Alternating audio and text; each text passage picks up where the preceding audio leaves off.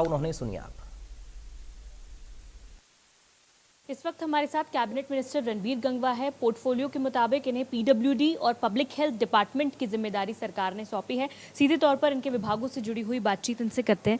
Sir, सबसे पहले तो कार्यभार संभाल लिया गया था, लेकिन पोर्टफोलियोज जो है वो बाद में आए हैं। तो अब क्या आपने रोड मैप जो है आने वाले समय में प्राथमिकताएं अपने विभागों के आधार पर सोची हैं? देखिए, विभागों के आधार पे रोड मैप यही है कि हम अच्छा कार्य करें और अधिकारियों को स्पष्ट निर्देश दिए गए हैं कि जो भी कार्य हैं वो समयबद्ध तरीके से पूरे हों। क्वालिटी के साथ कोई समझौता नहीं किया जाएगा। कोई कोताही बरतेंगे तो उनके खिलाफ सख्त एक्शन लिया जाएगा। हम एक अच्छा इंफ्रा लोगों को देने का काम करें, अच्छे रोड्स देने का काम करेंगे और पब्लिक हेल्थ की जहाँ तक बात है कि शुद्ध जल हम देने का काम करेंगे और सीवर व्यवस्था को भी दुरुस्त करने का काम जो है करेंगे। सर, कल एक केंद्रीय जो राष्ट्रीय राजमार्ग हैं उनको लेकर एक बैठक भी केंद्र के स्तर पर होने वाली है, जिसमें आप भी शामिल होने वाले हैं, मुख्यमंत्री भी उसमें शामिल रहेंगे। इस बैठक के बारे में क्या जानकारी? देखिए, जो मुद्दे हरियाणा के हैं जो राष्ट्रीय राजमार्ग से जुड़े हुए हैं उन पे कई चर्चाएं माननीय नितिन गडकरी जी से होंगी ताकि और ज़्यादा अच्छा इंफ्रास्ट्रक्चर जो है वो हरियाणा प्रदेश को मिले।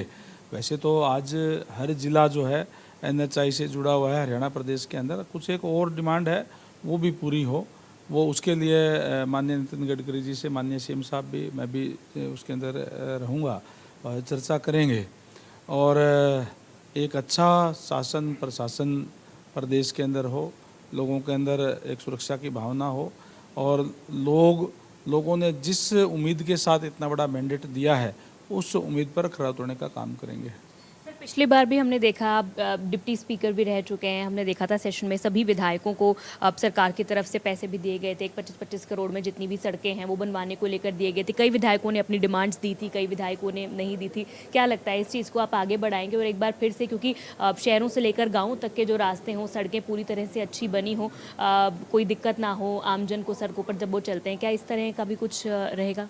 भारतीय जनता पार्टी की सरकार है, बिना भेदभाव के, बिना कोई क्षेत्रवाद के कार्य करती है। पूरे हरियाणा प्रदेश के अंदर समान विकास कराने का काम करेंगे।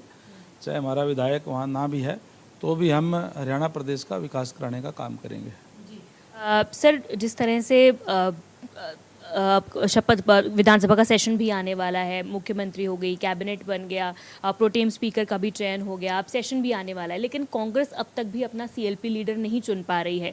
लगातार उनकी एक मीटिंग भी हुई, 3 ऑब्जर्वर्स भी आए थे, लेकिन वो तीनों ही ऑब्जर्वर्स जो है एक मत नहीं हो पाए सब लोगों के साथ में, और अब जो गेंद है वो केंद्र सरकार के पाले में है। क्या लगता है आपको, कैसे देखते हैं आप इस पूरे घटनाक्रम को? देखिए, कांग्रेस पार्टी कोई एक पार्टी नहीं है बल्कि अलग अलग गुटों में बटी हुई है और यही कारण है कि जो पार्टी लगातार, जिसने 60 साल से ज़्यादा इस देश के अंदर, प्रदेश के अंदर राज करने का काम किया, आज उसकी यही हालत है। और मैं समझता हूँ कि आने वाले दिनों के अंदर कांग्रेस पार्टी और नीचे जाएगी, वो और बिखराव की तरफ जाएगी और बाकी बात तो वो खुद बता सकते हैं, उनका इंटरनल मामला है, मेरा कोई मामला नहीं है ये। लेकिन वो क्योंकि अलग अलग गुटों में बटी हुई है, इसीलिए कि यही कारण है कि उनका कोई चुनाव जो नहीं हो पा रहा है।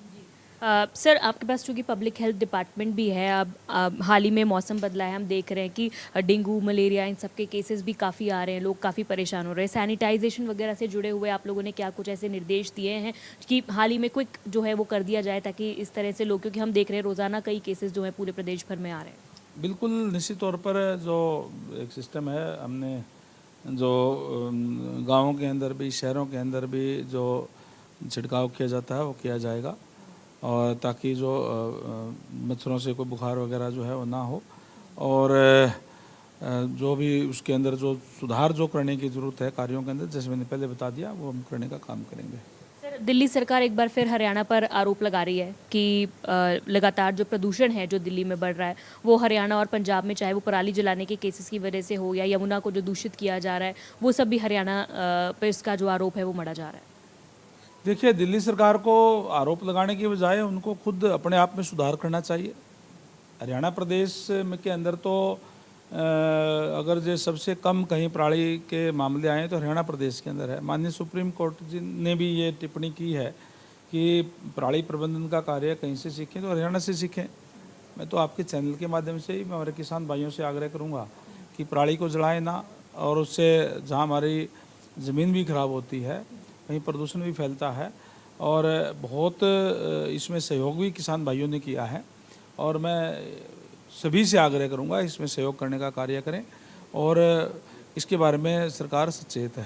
बहुत शुक्रिया बातचीत करने के लिए। तो ये थे हमारे साथ कैबिनेट मिनिस्टर रणबीर गंगवा, जिन्होंने किसानों से आग्रह भी किया है कि पराली न जलाएं, और वहीं इसी के साथ साथ उन्होंने ये भी कहा है कि कल मीटिंग में भी वो शामिल होंगे और हरियाणा के लिए जितने भी विकास के कार्य होंगे इन सभी चीज़ों पर फोकस किया जाएगा।